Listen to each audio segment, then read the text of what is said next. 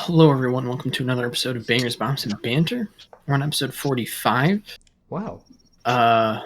Wow. Whoa. Yeah. Amazing. Impressive. Go us. Yeah. So, yeah. I'm one of your hosts, Joe. I'm here with Brendan, the other guy who's always here. I'm Brendan. I'm always here. None of us have ever missed an episode. Literally. So, good job, us. Not we missing our own show. Have we actually not? Good job on us. Yeah. Yeah. We have a guest this week. Hi guys, it's me, Jonah. You might know me from the other two episodes I was on, and also school. Again, if you're there, just FYI, if you are from school, Yvonne did put out an email saying that GB is due soon, so please just get that done if you haven't seen it already. Shout out school. But yeah, shout out school. It's great to be back on the show. Wow. Yeah. We're lucky to have you. Yeah. Oh, you guys make me blush. Oh. We need you back again in the future, so that's kind of the point. Anyways, we got a packed show for you tonight. Take it away, Joe. Thank you. We have firstly we're gonna go over some music and movie news. Afterwards we have a new segment. That we forgot to do for the past week. Yeah. We forgot to do it for the past 3 weeks. But it's gonna be a question of the week segment where we ask a question and then if we answer it, and we also get responses from people. Yeah, I don't know. We'll have one for next week, and we'll put the question in the description. So if you want to answer in the comments, go ahead, for it. Yeah, get that audience participation. Let's go. After that, we're going to be talking about Metallica's "Hardwired To Self-Destruct," their most recent album. Came out in 2017. I think 6 or maybe 2015. 15. Oh wow. No. No, 16. 60. Okay, it was right in the middle. And then finally we're going to be talking about the movie War Dogs, directed by Todd Phillips. Joker himself. There you go. Yeah. Sounds good. Yeah. I guess without further ado, we'll get into it. So first in music news, DMX has been hospitalized and is in critical. I'm gonna stop chewing gum because I can't talk with it in my mouth. DMX has been hospitalized and is in critical condition following a drug overdose. Yeah, which is pretty unfortunate. Very unfortunate. Hope he gets better soon. You know, he does cool raps. Yeah, I didn't know who DMX was until the news broke. Hope he does all right. Yeah. All right. Next in music news, Takeoff from the Migos is not going to be facing criminal charges over sexual assault allegations that came up around a year ago. Mm-hmm. The case, I believe the case was dismissed, but it's still up for civil dispute. So yeah, I don't really know the law process behind that. So yeah, I don't know. We'll see what happens, I guess. Yeah. Cool. Bad cool. job. I don't know if that's cool. It's, maybe he's innocent, maybe he not. We don't really know. So, yeah. Post what you think in the comments. I'll leave your thoughts on sexual assault in the comments below. And then finally in music news, My Bloody Valentine's full catalog is finally on streaming services. You can go listen to their other two albums other than Loveless, but Why would you? So I mean, they're both good. They're just not as good as Loveless. I'm not that big of a fan of their. I haven't listened to their first album, but I'm not that big a fan of MBV personally. So Yeah, well, yeah, that's we'll see. like your opinion. So Yeah, it's just it sounded like Foo Fighters, but shoegaze, and I really could not get over it. But yeah, that's it for music news. Moving into movie news, monkey versus lizard. monkey versus lizard. Monkey versus lizard. Okay, big monkey, big lizard. Yes. Big monkey versus big lizard has set a pandemic box office record domestically. And it opened with 48.5 million. Wow. Domestically, which is impressive. It's probably because a lot of people are getting vaccinated at this point, so people feel safe going back to cinemas. But still, I'm happy because it's big monkey versus big lizard. So, of course, it's I have a different theory on why it's doing popular. Actually, I think people are so desensitized nowadays. Like just from all that's been happening, the only thing that can get them to like their adrenaline going is to see like just like two giant things just like fucking destroy a city. Just like the constant like flashing lights and sounds like overload in the cinema, or in the theater on screen or whatever. Yeah, let's go. I can't wait to watch Big Monkey punching Big Lizard. Look, so would I, but it got spoiled for me. Oh damn, this is so sad. Now he knows which one punches the other. Yeah. But yeah, and finally in movie news, Netflix has purchased the rights for 2 sequels to Knives Out for $450 million. That's a lot. That's a lot of money. Yeah. I mean, yeah, Knives Out was a good movie, but I wouldn't like buy 2 sequels to that. Like as a company, it's weird. Netflix, because with Netflix they don't really make money in the same way that like a studio does, where it's like they release a movie and then it makes certain amount of money and they might make profit from that. With Netflix, it's just like they just have like a budget that they can invest in things with, basically.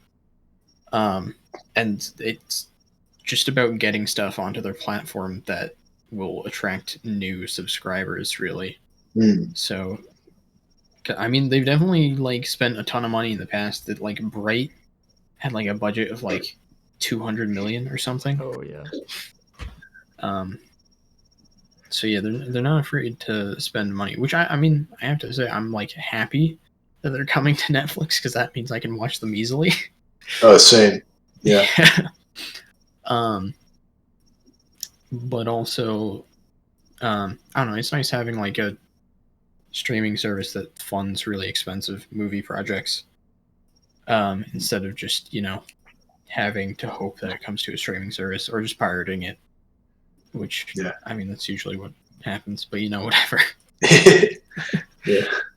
And yeah, that's it for news. All right. So cool. We'll do the new segment now. Oh my god, a new segment. I'm excited. I'm excited. Yeah. So this week's question was, what's the most disappointing album you've ever listened to start things off with? So yeah. Thoughts? I haven't thought about this question for like 3 weeks, so I can't remember. It's been a minute. Humans was one of those. Humans is a big one. Like, yeah, I don't know. Humans is just like, I don't even know if I was necessarily disappointed by Humans. It was just kind of like, oh, it's not very good. Well, I mean, like initially, like because coming out of haven't had new Gorillaz music in like 7 years, right? And Plastic Beach was amazing, and even The Fall was like still real good. And like Humans is what you follow that up with. I remember the first So, time I you listened know. to it, I was very disappointed in it. Because I was like, Mm. I like gorillas, but not this. Mm. Yeah. Yeah, if I had to pick one, well, I'd put this down in the Discord chat. But Warrior Songs by the Fat Rat. This was like a while ago because I every teen, like middle schooler, I was really into EDM for a while. Mm-hmm. I mean, I still kind of like it, but I remember like the Fat Rat was really good, and then he, part of like his thing is like it sounds like epic, like it's just one of those, and then Warrior Songs was just like no substance, all epicness. And I remember I was like, it was on like a long car ride or something. I was listening to it. I was like, this is shit. Like, come on. This is like, it wasn't even like catchy. Didn't really want to move. It was just like trying to be epic. And that it was like, it was so long ago. I've probably heard worse songs now, but like the feeling of disappointment, like 6 years ago, it just hasn't gone away. Won't forgive. Oh man. For me, I guess I don't know, I think it's hard. I feel like I don't get disappointed by albums. I'm just like, oh, that wasn't very good. Yeah. Okay. I think Flamigara by Flying Lotus was pretty disappointing. It wasn't a bad record. No. It just severely underperformed for what I'm used to from Flying Lotus. Yeah. And it sucks because I think a lot of the highlights off of that album are like really incredible. Like the Black Balloons reprise, amazing track. But it just was not. It was kind of just a mess. Yeah. As far as other albums that disappointed me, one that I remember recently was Pink by Boris, which is a weird one. I know a lot of people really like that record. But the first song off of that is like this really noisy, like blissful, like shoegaze song that I like loved. Like I fell in love with it. I was like, this is what I want from shoegaze. And then I listened to the rest and it was not that at all. And that was kind of disappointing. I used to like add on to that. I had a similar experience, like listening to Nowhere by Ride, which is like one of the classic shoegaze albums. And I really like shoegaze, so I got in. I was trying to listen to that, and I was like, I just didn't really enjoy the album. Like it's good, it's fine, but like I don't know, like Souvlaki and like Loveless are just so much better. They're so much better.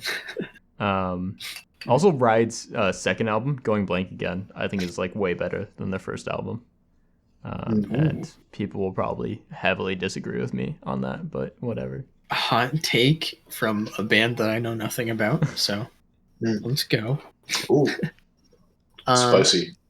We also got some other responses from past guests and friends who haven't been on but are still on the server. From Seb, he says Kronos by El Tigre.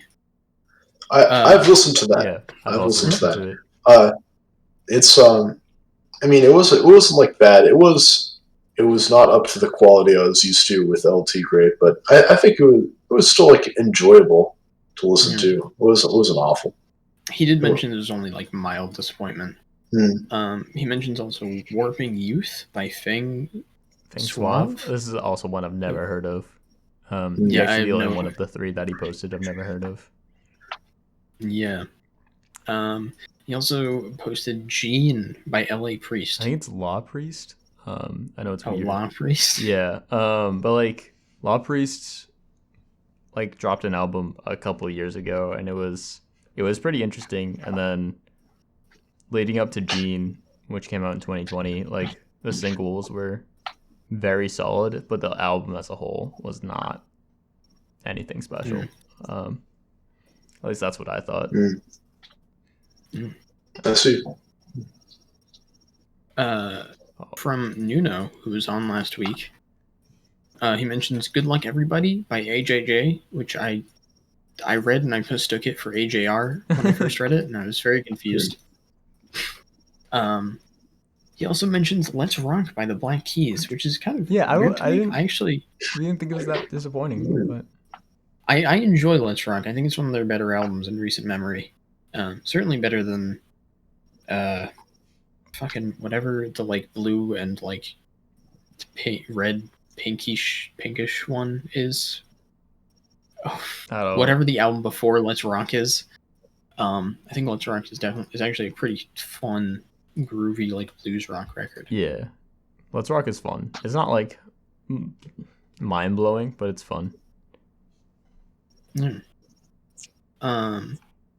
And lastly, Wesley mentions "Fake It Flowers" by Biba Doobie, which is, I mean, I don't know.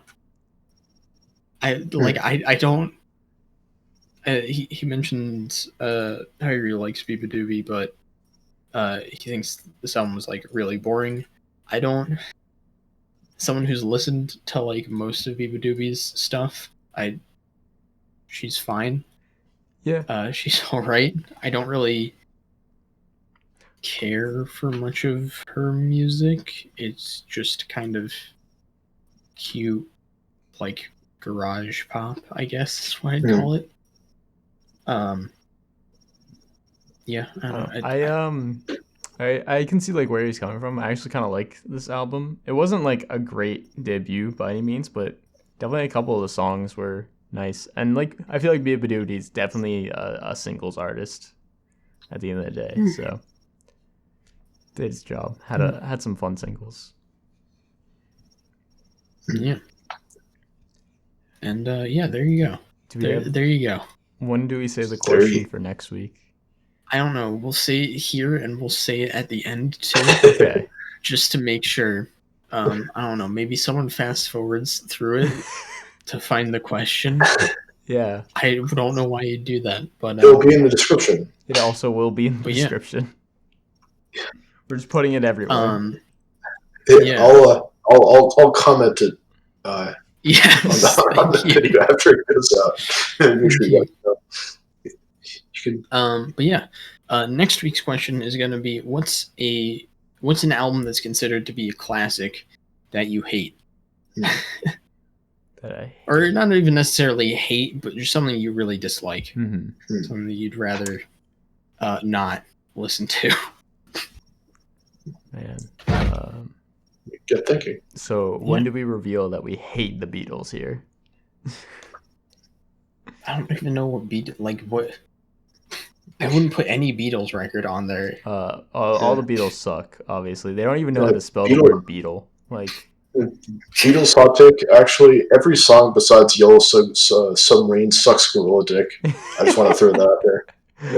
That is the correct take. We are. But yeah, leave your album in the comments below. I don't know. Yeah, that's it. This segment we'll grow into it. Okay. I think we're off to a strong start. Yeah, this was a great showing. Yeah.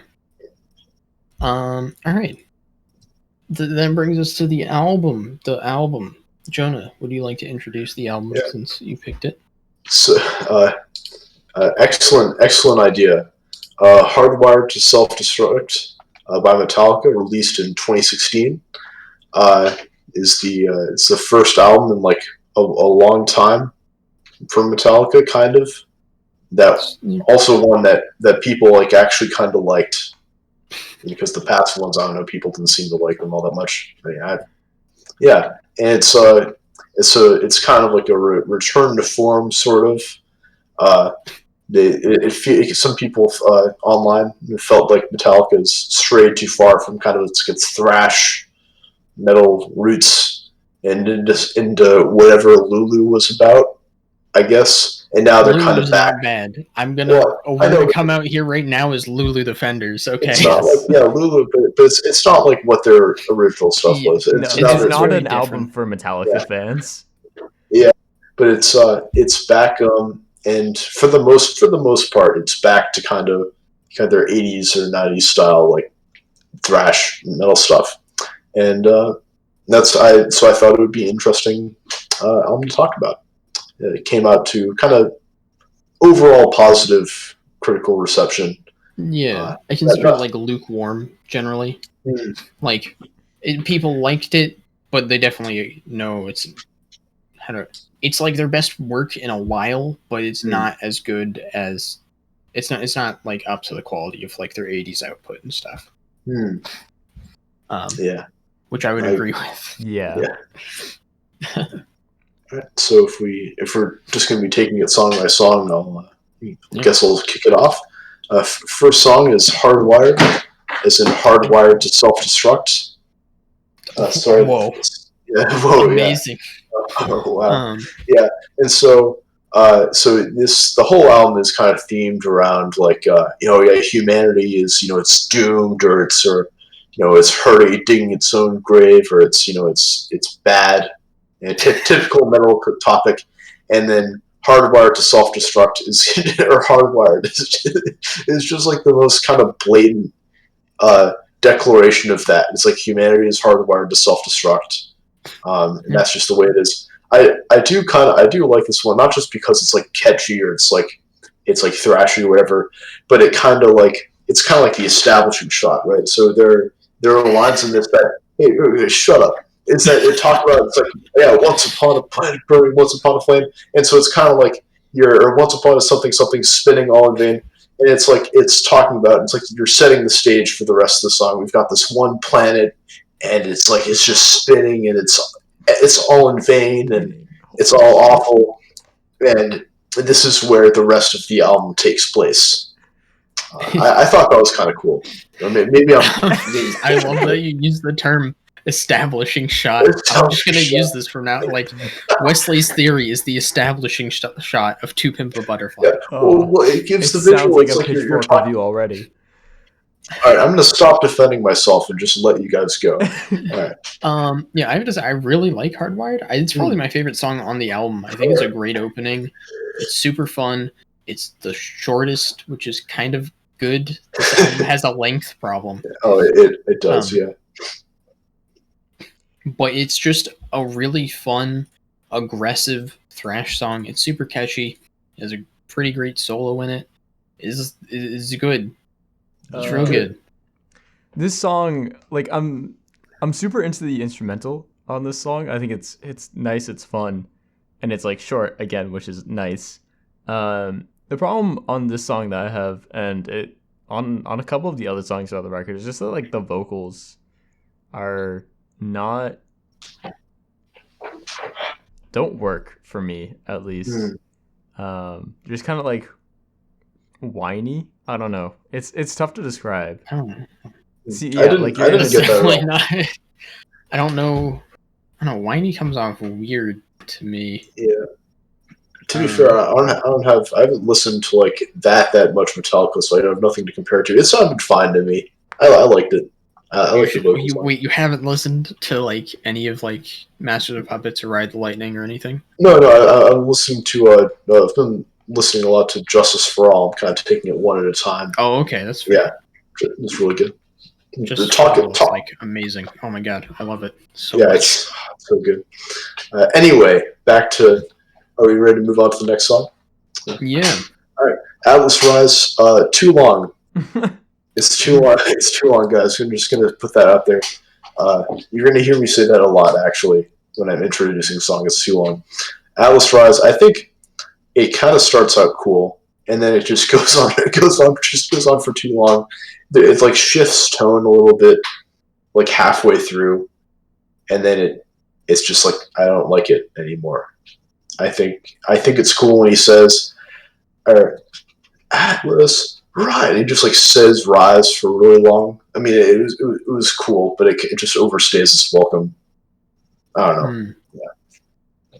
I can definitely see that. I enjoy it. I think it's fun. I think something throughout this album is that these songs are definitely too long, but I think the riffs that are present and like the way like the drums combined with everything leads to them still being catchy enough for me to enjoy what's there. Yeah, So I don't agree. really mind the length too much. Most of the time. I think it's more so that they just should have cut, like, I don't know. I feel like they should have cut some songs from the album and just cut it down to like an hour long. Okay, I thought it was just gonna be about general song length in general, because I feel like usually these, like, I feel like a lot of these go on for like a chorus or two too long. Yeah, I can definitely see that. I think they could do a better job of wrapping it up or making, I don't know, just making it more concise or something. Yeah. Maybe increase the BPM a bit. It depends on the song. I don't like the next song, Now That We're Dead, I think is like it works really well with the length, actually. Yeah. It's one of the few songs I like the length of, especially because you have this like super groovy riff that plays while you just have like the chugging guitar going along. It's really cool. Yeah, I like that too. There are people complaining about it online because it isn't like you said, it's like groovy. It's not like thrashing. I like Now That We're Dead is kind of cool. I think the opening of the lyrics, it feels like a prayer. It's like something that may it be, and then they do whatever it is. I thought that was kind of fun. Yeah, it's just kind of it's like a fun little gimmick of the song. I definitely think that Now That We're Dead it's got good grooves. It's decently catchy. It's probably my favorite track off of like the first half of this album. Yeah, this is 2 discs, by the way. Oh yeah, the viewers. It's in total it's 117 minutes. So, or not 107. Sorry, that would be insane. That would be a Swans album. It's an hour and 17 minutes, which is still long. Yeah, that's so long. Yeah, it's not like it's the same length as like the Seer or anything. So, yeah. Next up, Moth into the Flame. I also like this one. It's it's a catchy. It's a song about fame, and you're like a moth, and fame also rhymes with flame, which is cool because the fame is the flame that they don't say it explicitly, but it's like it's implied that you're just like. I'm sure it's inspired by true events in some way, or something. I don't know. Okay. James Hetfield is not the best lyricist. So yeah. Metallica lyricism has not been their strong suit. Yeah, I agree. I agree with that. I think it is very, very clever when they say "moth into the flame" and then and then they're like "burn," as if like we didn't know what was going to happen when the moth reaches the flame. We want to spell it out. I pretty much agree on this track. It's fun. It's catchy. I enjoy it. I think there's some nice like blast beats in here. Some nice solo action. Yeah, I mean, it's a nice track. It's a nice track. Enjoy it. It's a bit slow, I think, but it kind of depends on. It's weird because there's like, I don't know. Weird. This is definitely one of the more thrashy tracks of them. The thing. So I don't know. I like that about it. The thrash. Catch you. Are we ready to move on to the next one? Yeah. All right. Dream No More. This is like really. I find this track really forgettable, honestly. Exactly. I wrote down on my notes IDK how to feel about it, and then I just can't remember anything like to say about it. It's just like that forgettable. Oh damn! Okay, I really like this track. I really like the chorus on this track. The pre-chorus and chorus, I think, are like super catchy. These like heavy, like chugging guitars, just like the way the drums like crash down with like the guitars just like works really well for me. I really like this track. I don't know. All right. Oh. Definitely, I mean like the verses aren't super memorable, but like I don't know, those riffs on the chorus are like really good. Yeah, sure. Yeah, and you have your opinion. Yes, I do. Then we get to the last track on disc 1, which is Halo on Fire. Which is over 8 minutes long, so that's nice. It's too long. Like it's not like, I don't think this track is like bad while it's on or anything. It's just I can't remember much about it. There's a lot of like nice like different parts to it, but like I don't know. It's pretty forgettable in my opinion. I like the first half of it. I think it's fun. You know, just like kind of the lyrics, it's like he's hold something I have in my notes here. It's like Halo on Fire. That's just like it's kind of like the moth into the flame thing. It's just kind of, it's like or the Now That We're Dead. It's kind of like a fun gimmick that you have with the lyrics, but it's it doesn't. Well, you can only do that for a certain amount of minutes before it gets weird. The rest of the song is just I don't know. Not really a fan of the second half. I just want you to read like Metallica lyrics to me all day. The way you read them is so good. They're honestly they're entertaining. I guess then we're moving on to disc 2, which I think is definitely the weaker disc on this record. I like most of the tracks on the first disc, whereas disc 2 I find to be kind of forgettable. Not like particularly bad or anything, just I wish there was more to it. I feel like disc 2 definitely lacks substance. Yeah. There's some tracks that I do like. Like I like Man Unkind. I also like Mankind. Yeah. Mankind's a pretty fun track. It's groovy, it's catchy. It fits well with the theme too of the album, is losing faith. It definitely is a testament to the writing skills of Metallica. They make it a pun, Man Unkind. Ooh. We're losing. I'm trying to find faith in Man Unkind. Get it? I did. It's like mankind, but they're not very kind, so it's like Man Unkind. Damn. Exactly. You get it? I get it. It makes you think how they would, if you were to like try and like translate it to another language, like how you'd explain it to someone like in Spanish. Okay, get this right. So the word for man has the word for nice in it, and they put like the un in front of it, which means like not. It's very clever. It sounds much better in English. Trust me. Yeah.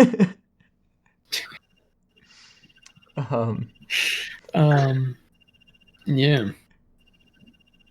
I guess there's like, there's a few other tracks. Like I'm Savage, I like the chorus on, and then the rest of the track is kind of forgettable. They say the chorus a lot though.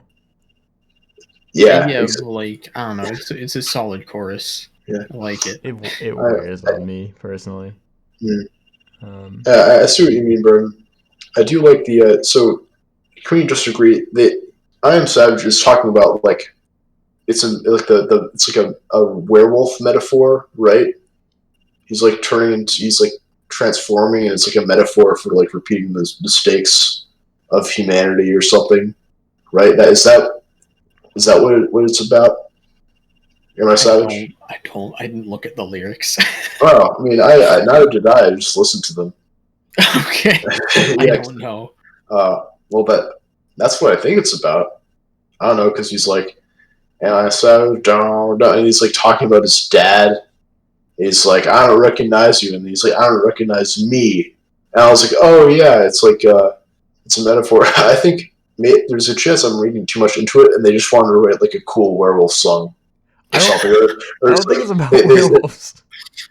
Or Cool werewolf song. or something about like you're unleashing the inner beast. They just watched Twilight and were really Yeah. inspired. They saw some anime art about like losing control or like releasing the inner beast or like Psycho, and they're like, yeah, that's really fucking cool. I want to write a song about that. Yeah. Are we just gonna skip right over Here Comes Revenge? Do you have something to the best say about writing? It's the writing on this is fantastic. Let's go. He's gonna read another lyric. All right, hold on. So, all right. Here comes Revenge lyrics. All right. Yeah, I'm in images. Let's see it. Little grave I'm grieving, I will mend you. Sweet revenge I'm dreaming, I will end you. I've been here since dawn of time, not the dawn of time. Countless hatreds built my shrine. I was born in anger's flame. He was Abel, I was Cain. Ooh. Let's see. Life, eye for an eye, tooth for a tooth, life for a life, it's my burden of proof. Revenge, just for you. Revenge. You ask forgiveness, I give you sweet revenge. Wow. Yeah. I will say, this actually re-listening to this track. This is actually like I actually like this track quite a bit. It's got a really nice hook on it. It's catchy. I like the thrash riff on it. Mm-hmm. I don't know. I actually like this track. Yeah, I like it too. Again, no, I don't think it's winning awards for the lyrics. It is fun though. I will say that the lyrics are. I said that again. I feel like I've said this for all the songs, but like a lot of this, it's not super high art, but it's fun to listen to. Yeah. To listen to the lyrics. Next up is there's Murder 1. Murder 1. Which I don't actually have anything to say on this track. It's kind of boring. Yeah. Yeah, it's again another one about wanting to murder people, and that's like I don't know, the kind of generic theme, I guess. Moving on. Spit out the bone. Good song. I like it. Yeah. It's a solid conclusion to the record. It is. Yeah. I think. I like it when he says "spit out the bone." Yeah. It's like, look, he does the voice like "spit out the bone," or in the metal voice. I thought that was kind of fun. Please, Jonah, I want your analysis of every album from now on, because your analysis is like, yeah, I like the part where he says the name of the song. It's really cool. Just get that like man unkind is like mankind, but like unkind. Perfect analysis. We'll do. Yeah, listen to the next episode for more cutting edge analysis. I will. I'm invested now. I will be there listening to you next episode. Great. Any other thoughts behind or besides my analysis? I mean, despite how kind of all encompassing your analysis is, I do want to say like this album as a whole, it's fine. I think like while it's on, I'm not like hating any of it or anything, but I can't say it's very enticing. Like a lot of these songs really don't see the need to listen to them. Some of them are pretty fun. Like I said, I like Now That We're Dead. I also like Spit Out the Bone.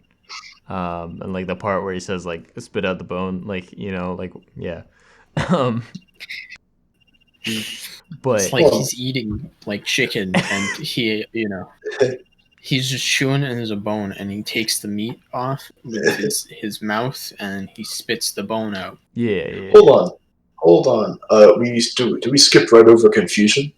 We did because I don't find it very memorable personally. I also don't find it very memorable. Like that's the biggest thing about this album.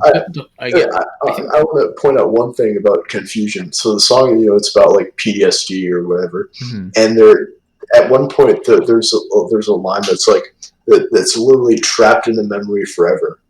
Like it's just like they didn't even try. They're like, yeah, you're trapped in a memory. Like when I was listening to it for the first time, I was like, it felt like so lazy. Is that just me? Because I don't know. It felt kind of cheap. I don't know. I don't. It's Metallica. I don't care too much about the lyrics, to be honest. Yeah, that is right. It's just funny. Yeah, I don't know. I sort of take back what I said, by the way, about being boring. Like I think the hook's good. The hook's fun. Yeah, I agree. Yeah. One thing is that like there are strong hooks on this album. I feel like most of them they just get repeated way too much, and it really brings it down for me. Yeah. Absolutely. I don't know. I'm cool with it. I personally. I like this record a lot. Yeah. I think it's a solid record for Metallica at this point in their career. There's quite a few tracks on here that I have come back to over the years, just because they're pretty catchy and fun. It's not like the thing I usually go to when I listen to Metallica, but like as far as a more modern take on their sound, I think it's a pretty solid record, personally. So, I'm still getting into the metal verse. But like I think I look it's a fun album with some nice gimmicks in there, and I don't like to like listen to it all the way through, but there select that like Spit Out the Bone is fun, Hardwired to Self-Destruct. Like there are some like good songs that are worth listening to, like outside of it. Yeah, it's nice. Yeah, I guess scores. Sure. We kind of already did conclusions. Yeah. You guys go first. What? Yeah, you two go first. Yeah, I enjoy this record. I give it like a 7 out of 10. I think it's a fun time. It's a solid record. It's too long. They should have cut some stuff, or made those songs like smaller. Just like But yeah, like it's a solid record. I enjoy it. If you're just getting into Metallica, don't listen to it. Go listen to like Master of Puppets or Ride the Lightning or something. But like, if you've already listened to like their 80s stuff, and you're looking for more Metallica, solid project. Would recommend. Interesting. I'm far more lukewarm on this album. I think it's fine. It does its job of being a Metallica album, but I don't really like care to listen to it that much. I don't think it sounds that interesting really at any point. Sure, there are some good songs and good riffs and stuff like that, but like it's not. That's all you need. I mean, like it's not consistent is the thing. Like there would be like a little section of a song. I'm like, okay, that's not bad, but it's not like I'm enjoying the entire song. I think it doesn't sound very interesting. Like I would, full disclaimer, I would rather listen to Lulu than this album. Okay, I don't know that. That's like, wow. I mean, like that's a little, they're close. This album, I give this album like a 5. I'm not really in love with it, but I'm really just meh on the entire project. It's also way too long. I think if going scores, I'd maybe a 6 out of 10. It's like I feel like every song. So not only is it too long, but I feel like every song has a part of it that I like that I enjoy listening to, and then the rest is like kind of like a slog. Like Confusion or whatever, like or any of the other ones. It's like not any of the other ones, but like Now That We're Dead, or it's like Now That We're Dead, or Murder One. I'll listen to it and maybe usually it's like at the beginning I like it, and then if I'm listening to the whole thing in one sitting, I have to like wait for the song to be over, and then I move on to the next song. So worth listening to. Worth listening to Hardwired and Spit Out the Bone, and then the rest of the album if you feel like it. Yeah, all right. that's all I gotta say. There you go. All right. Well, with that, we can move on to the movie we all watched for this week. Yeah. Jonah, would you like to introduce it?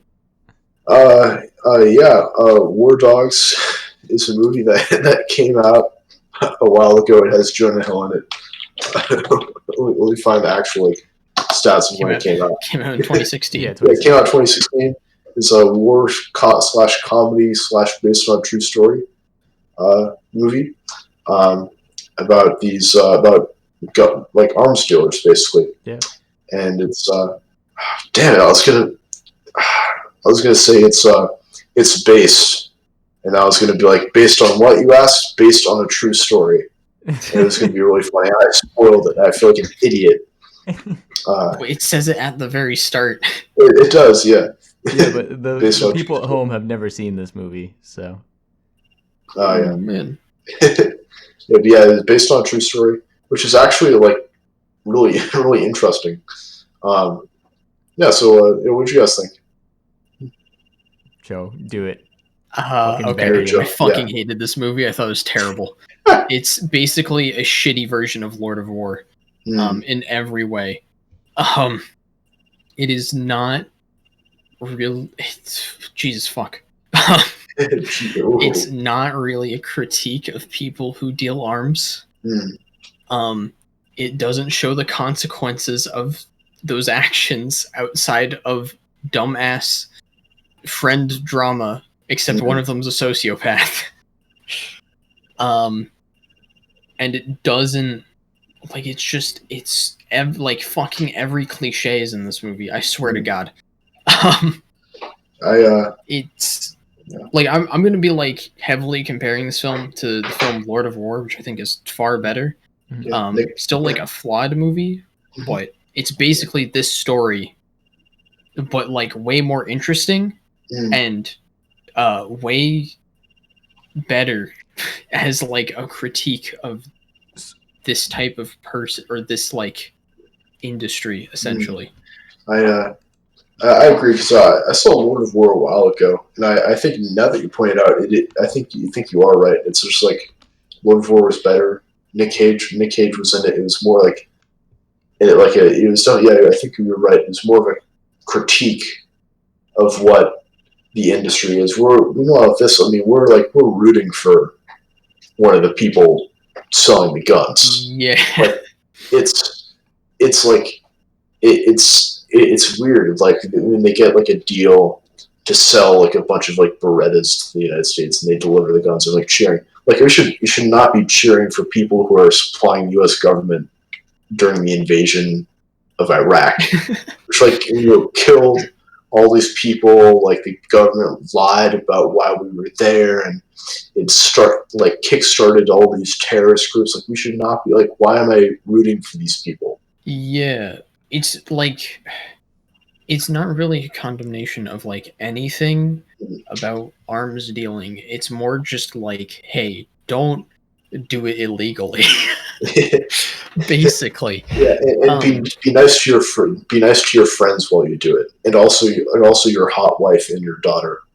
Yeah. Don't lie to your wife about it, because then who is also. Don't lie to your pregnant wife about selling guns. Just don't. There you go. That's it, folks. We did it. To the lesson of the day. I will say, like, Lord of War has kind of a similar problem where, like, that is also in Lord of War. Where, like, one of the big consequences of Nick Cage's actions in that movie is that he fucking ruins his marriage. And loses his wife and his daughter. Or I don't remember if he had a daughter or son in that movie. I can't remember. He loses his child, basically.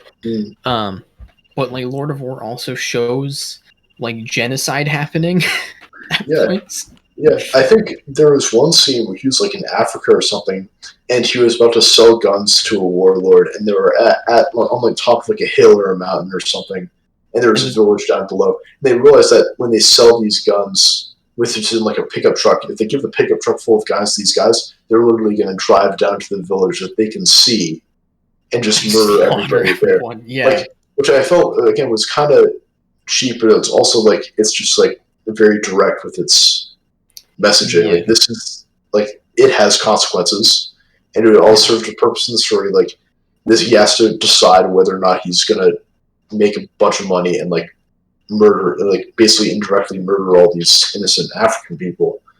Meanwhile, with this, it's just like, yeah, I do whatever. Yeah, it's all I'll lose out on money is what's gonna happen. I think Lord of War also has a much more cohesive message. In that, like at the end of the film, like the entire point, well, outside of like being condemnation of this type of, arms dealing, it's also kind of makes a point that like the U.S. relies on it too, like the Nicolas Cage is necessary for the U.S. government to function as it does, basically. And they will fucking pardon him from any, like, illegal, awful shit that he does, just so he can supply more weapons, essentially. Yeah, it's awful. And then in this movie, nothing happens. They just get arrested by the FBI. Yeah. And then and some like Albanian guy gets murdered. That's the worst that happens, and he's like, he was. I guess that's kind of sad that some Albanian guy got murdered, and then they just kind of they move on. And what's more important is that this guy gets in trouble with his wife. He gets arrested. Not to be like contrarian here, but I don't know. I mean, I've never seen Lord of War. I don't know. However, this movie to me, it's very much, in my opinion, a retelling of Scarface. And that's even kind of hinted at with its like promotional art, where like Jonah Hill is on the right and Miles Teller is on the left, like the coloring. Well, there also is like there's a Scarface poster. Yes, and they reference Scarface a lot during the film, as well. Yeah. I feel like they could, if they wanted to just remake Scarface, just remake Scarface. Yeah, maybe but this is based on a true story, so. Yeah, maybe you could have like gotten someone who's better at directing to make it then. Well, Scarface was like loosely inspired by some gangster, too. Yeah. Well, yeah. I mean, Scarface is very liberating with the details. Whereas this, they got like most of the general stuff right, as far as it relates to the true story. I don't know how much you want to get into that, but like, I mean, David Pacos and Ephraim Diveroli are like real people. AEY is a real company, stuff like that. They look nothing like Jonah Hill and Miles Teller, but they do exist. I like Jonah Hill though. I'm glad he was. Jonah Hill is like the one like good part of the film. I think he actually gives a pretty good performance. I believe him as a fucking psychopath. Oh, same. Yeah, absolutely. His laugh is actually really good. Yeah, I like that. That has to be based on how the real life guy laughs, right? It's like the Joker laugh. Oh my god! Todd Phillips, he went on to direct Joker. It was predicting the future. It was uncanny. Yeah. I'm just looking now. 61% on Rotten Tomatoes, by the way. Those who are curious. For Joker, or no, for War Dogs. Oh, okay. I think it's like the same percentage as Joker. Yeah. I don't know. I don't mind this film. I saw it. This would be the second time I've seen it. The first time I saw it was like 4 years ago in a bus ride through Peru. I forgot. That's a place you went. Yeah. Was that for school? Yeah. Oh, nice. I saw it on a plane going somewhere. Was that? So, Were you on the Florida one that year, or was that? no, I think I was like going with my family Oh, or okay. something. But I think that year I might have. No, okay, different. Anyways, Yeah. old times. But like I hadn't seen this movie in like years, and like Mhm. I didn't really need to watch it again. It was like, yeah, I remember. There's the main points of, yeah. I think the central conceit of this movie is your lies will catch up to you, which is really weird with how they framed it. But the movie doesn't really make any other points besides that. Yeah. And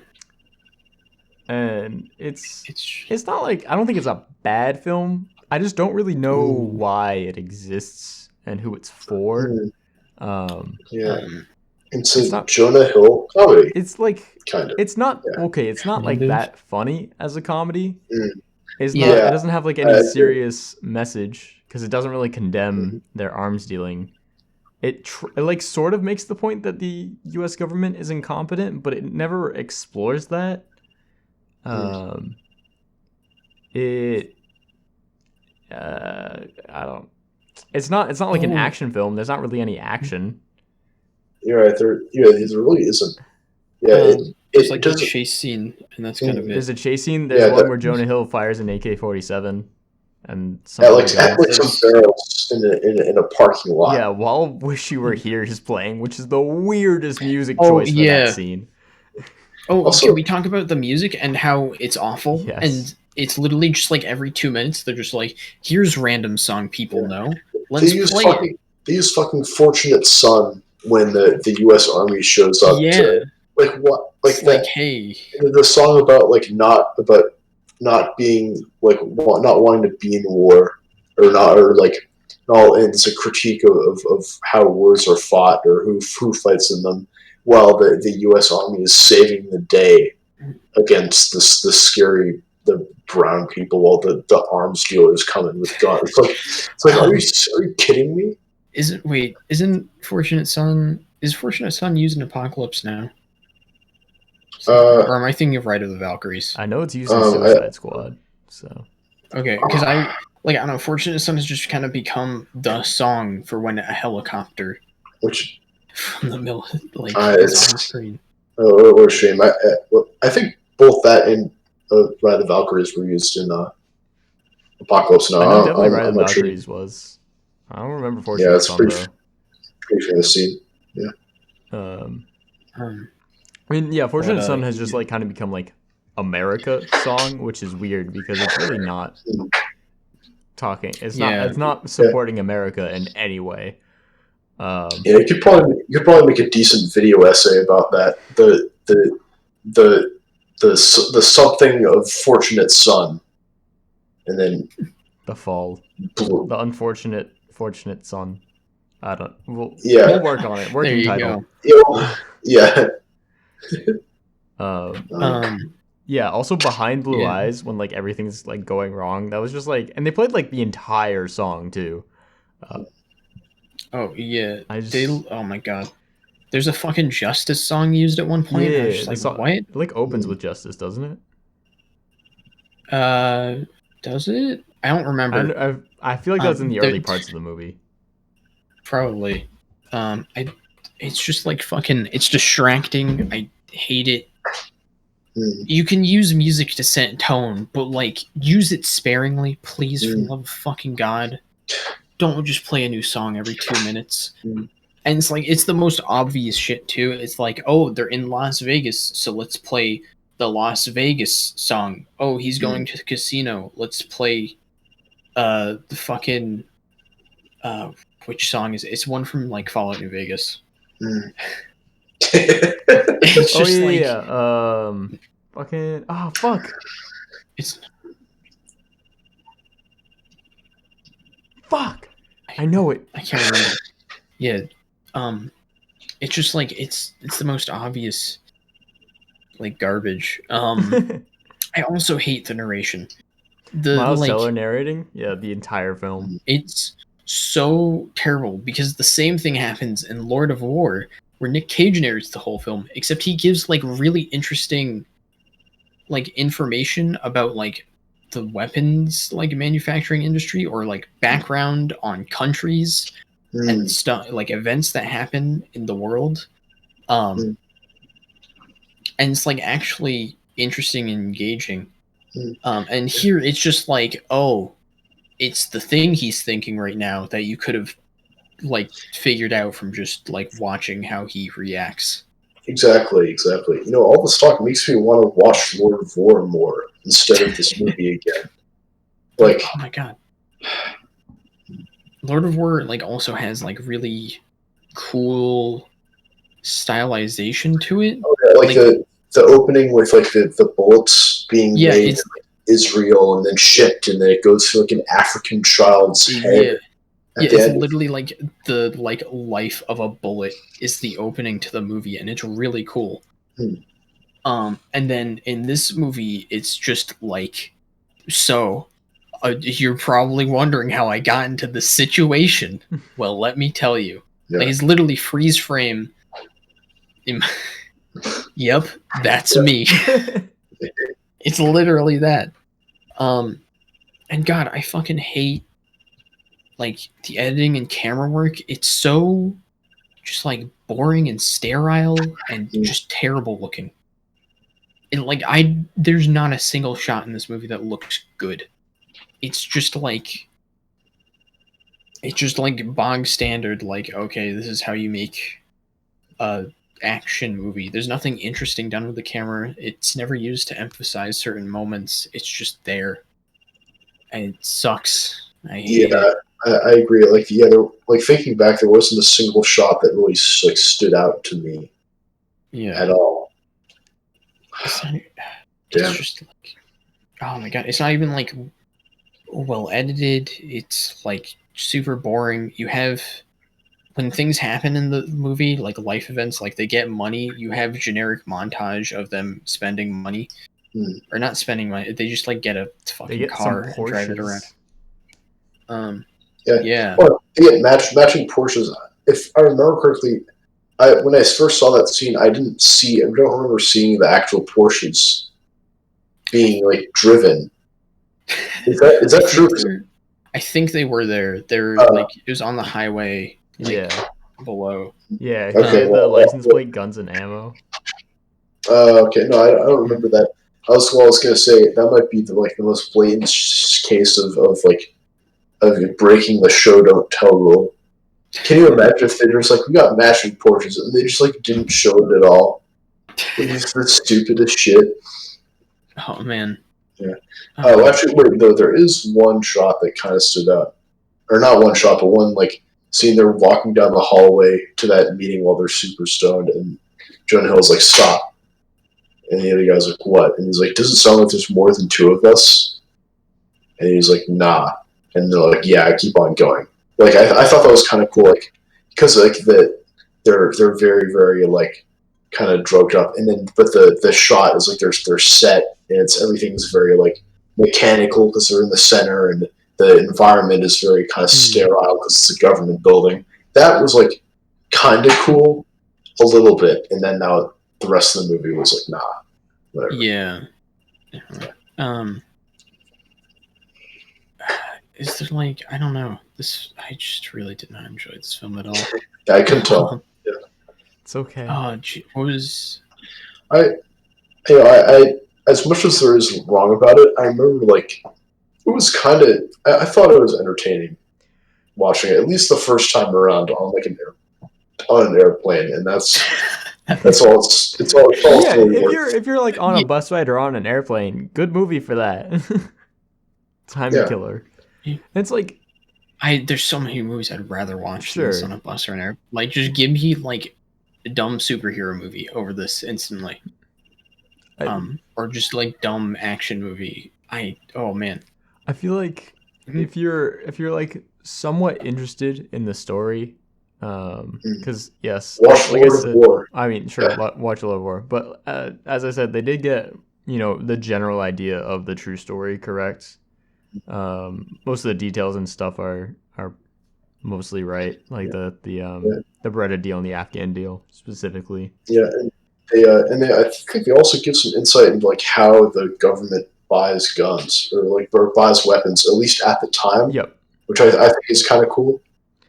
Yeah. And like it is that like this is correct. Like the events of this movie did cause the government to like restructure how they acquire weapons. Yeah,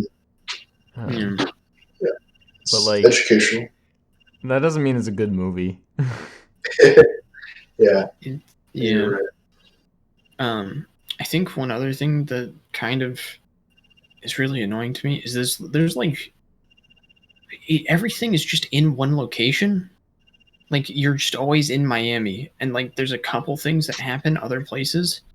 Yeah. But which I understand it's based on like a true story, but like compare that to like Lord of War, where our main character is traveling literally all over the world, and you get so many different like interesting like tidbits about different countries and how they like interact with each other, and stuff that happens when world events happen.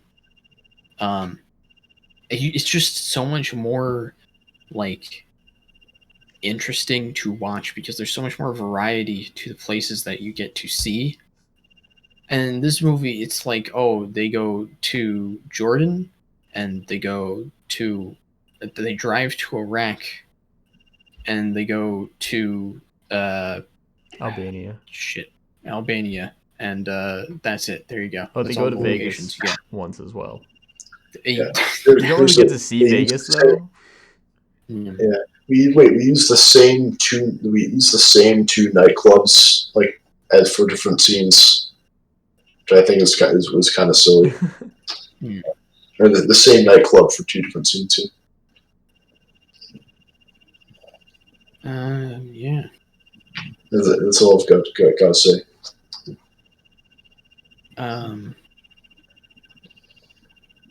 Yeah, I don't know. I feel like this movie could have also just been way more insightful about like arms dealing. Like Lord of War goes into a lot of detail, and this just doesn't at all. I think it should have picked a genre. Yeah. It's either like make it like a comedy, or make it an action, or make it like a kind of almost like a documentary. Like you're telling the full story, you're teaching someone about something, and they just don't commit to anything at all. Yeah. Do we want to get into scores, I guess? Joe, feel free to go first because you're gonna hate it. Yeah, I hate this movie. I think it's just a miserable waste of time that doesn't have a message attached to it, doesn't understand what it's talking about in a significant or like engaging manner. It is painful to watch, honestly. Wow. I just really fucking hated a lot of this movie. I'd give this like a 2 out of 10. I think it's terrible. Jesus Christ. Not recommend watching this under like any circumstances. Just go watch Lord of War. It's a much more interesting movie. I'm going to be a little bit more generous than that. I'd give it the 5 out of 10. Screw it. It's watch Lord of War instead. But I think it's entertaining if it happens to be there. If you're on a flight and there are some movies to pick from, and one of them is not Lord of War, you can watch this or anything with Nick Cage in general. But just watch it if you want. But there are definitely better movies that tell a better story than this out there, or the better stories like about the topic out there. So, yeah. I'm not the biggest fan of this film. I think it's fine. If you're looking for something that's about the complications of arms dealing, take their suggestions, watch Lord of War. I haven't seen that movie, unfortunately. If you're looking for something that's, like the drama of this, go watch Scarface because it's very much inspired by Scarface. If you're looking for like a Jonah Hill film, there's plenty others. Take your pick. Was he in Wolf of Wall Street? Yes. Yeah. Watch Wolf of Wall Street instead. There you go. Yeah. I think this movie's like I said, I think it's fine. It's a serviceable movie. It doesn't really stand out by any means, though. I'm at like a 5 out of 10. Oh, I didn't even mention the relationship that's like so terrible and forced. And it just has literally zero character development as part of it. It's really cool. Oh, Miles Teller and Ana de Armas? Yeah, there's like no character development and like all of like. Well, because she's just there so like she can have a baby and create conflict. Yeah, and be basically like mad at what he does. He's like, thing bad, wife mad, and that's it. She's mad again.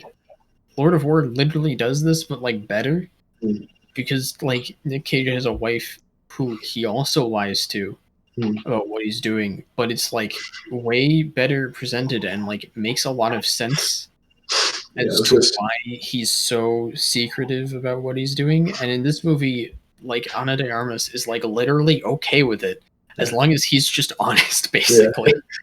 Nick Cage has a wife that he is dishonest to and upsets. And in the movie Lord of War, Nick Cage plays a guy who upsets his wife by doing stuff. I just feel there's a lot of Nick Cage movies involve him upsetting his wife. Oh, sorry, my cat. Oh, okay. I'm so here for the cat. My cat doesn't like war dogs either. Good to know. Okay. Well. All right. That's it for this episode of the Bangers, Bops, and Banter. Brendan, do you want to close us out? Do you want me to restate the question? That's it for this week. Next week, the album is going to be Songs for the Deaf by Queens of the Stone Age. Their classically catchy album. The movie it's really fucking catchy. Is going to be Battle Royale directed by Kinji Fukasaku. I hope I said that right. Great film. Way better action in that film than this film. After unfortunately the best action film of all time, Monkey Dino Fight Night got vetoed. So very unfortunate. Unfortunately, that is true. I'm sorry. It's Garfield's still the #1 action film of all time. But okay. Well, that's up for debate. No, it's not. But that's coming in the future week. Don't worry. Stay tuned for Monkey Dino Fight Night. And also the question of next week: what is a classic album that you don't really enjoy that much? We'll have to figure out better wording for that question. But what's a classic album that you actually don't like, or what's a classic album that you think is bad? What's a classic album that you think is bad? Leave your answer down in the comments below. Hit that like, subscribe bell. Good night. Yeah, good night. Thank you. Thanks for having me on the show. It was always a pleasure to have you on the show, Jonah. Yeah.